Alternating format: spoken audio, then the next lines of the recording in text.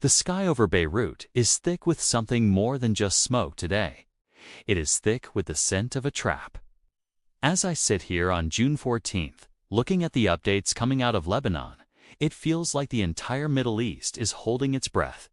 Israel is hammering the suburbs of Beirut with some of the most significant airstrikes we have seen in quite a while. We have all heard about the red lines, but Lebanon is the big one for the Iranians. So, what is really happening here? Is this just another exchange of fire, or are we watching the first few seconds of a much larger explosion? To understand the chaos on the ground, you have to look at the invisible lines being drawn in the sand. The timing of these strikes is everything. Right now, the United States is incredibly close to signing a massive deal, a memorandum of understanding, with Iran to essentially freeze the current conflict. But here is the problem. The Israelis absolutely hate it. They think it is a terrible deal that does nothing to stop Iran from building nukes or launching ballistic missiles. So why would they do this now? Why hit Lebanon so hard when a peace deal is on the table? Well, the answer might be simpler than it looks, and a lot more dangerous. If you are Israel and you want to kill a deal you think is a disaster, you need the war to stay hot. You need to bait your enemy into doing something that makes peace impossible. Hitting Lebanon is the easiest way to pull that off. It is the Iranian red line, and Israel knows it. If Iran hits back with ballistic missiles, then Israel gets exactly what it wants: a free pass to strike Iran directly. It is a high-stakes game of chicken. Think about the dynamics for a second. If Iran retaliates, the deal is dead. The U.S. is dragged back in, and Israel can finally go after those Iranian energy plants and bridges they have been eyeing. Now, let's look at the actual wreckage from today. The footage coming out of Beirut is intense. Buildings are literally turning into clouds of dust and debris. The IDF has been very clear about what they were aiming for: a Hezbollah command center right in the heart of the city. They are saying this site was being used to coordinate attacks on Israeli civilians and troops down in the south. And just a few hours ago, the IDF published their own footage showing the moment the missiles hit. It is surgical, but the damage is massive. But who is actually inside those buildings? That is the real question. Early reports from open-source intelligence suggest that one of the people killed was the commander of Hezbollah's communications unit. If that is true, Israel just cut the nerves of the organization.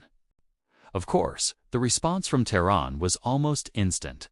You have General Mohammad Jafar Asadi, a very high-ranking commander, coming out and saying these crimes will not go unanswered. He promised a response. And in the world of Middle Eastern diplomacy, that usually means missiles are being fueled up. But wait. Let's pause and think about this for a moment. Does it actually make sense for Iran to strike back right now? You have top diplomats, like the one speaking to Fox News, saying this is a blatant attempt by Israel to sabotage the president's deal. They are worried that Israel is trying to drag the United States back into a full-scale war. And you know, the Israelis aren't even really denying that they are the ones pushing the envelope here. They are blaming Hezbollah for the drone attacks over the last few days. But let's look at the Iranian side of the board, because this is where it gets interesting. Even though their generals are talking tough, Iran might actually have a very good reason to stay quiet. This memorandum of understanding that the U.S. is offering? It is a dream come true for the Iranian economy. Think about what they get if they just sit on their hands and let Lebanon take the hit.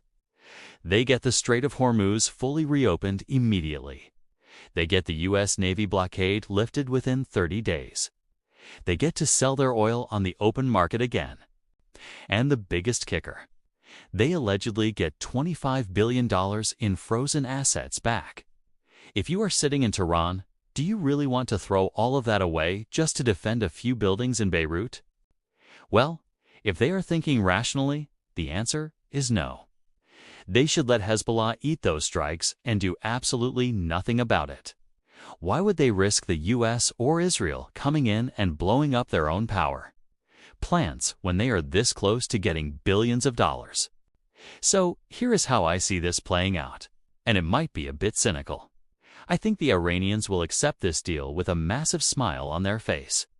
They will take the money, they will take the oil sales, and they will wait. They will agree to stop producing nukes for now, but in 60 days, when it comes time to actually hand over their uranium, they will just say no. By then, the sanctions are already being lifted and the clock has been reset. It is a win for them all day long. But then there is the wild card. While all this talk of peace is happening, there are reports of fighter jets scrambling over western Iran. And then there was that mysterious fire at the airport in Isfahan today. Isfahan. That is exactly where the highly enriched uranium is kept. We are seeing massive clouds of black smoke over the airport, and nobody seems to know what caused it. Was it an accident? Or was it a quiet message sent by someone who doesn't want the deal to happen? So, in my view, we are watching a masterpiece of strategic sabotage. Israel is trying to force a war to prevent a bad peace, and Iran is trying to ignore the provocation to secure a massive financial victory. This isn't just a conflict. This is a strategic shift. If Iran stays quiet, they prove they care more about their own survival than their proxies in Lebanon. But if they snap and fire those missiles, then all bets are off and we are looking at a very dark summer. If you look at the bigger picture, the next few days are going to decide the fate of the region for the next decade. It is a game where the winner is whoever has the most patience. And right now, everyone's fuse is burning very, very short.